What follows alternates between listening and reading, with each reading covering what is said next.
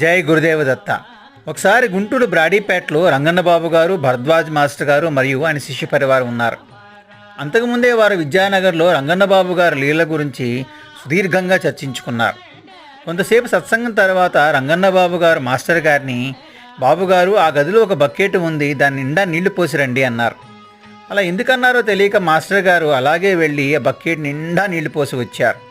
అంటే దాంట్లో చిన్న సూది వేసినా కూడా నీళ్లు వలక్క తప్పదు. మళ్ళీ కాసేపు ఆగిన తర్వాత రంగన్నబాబు గారు, బాబుగారు ఇప్పుడు ఇళ్ళ బకెట్లో ఏముందో చూసిరండి అన్నారు మాస్టర్ గారిని.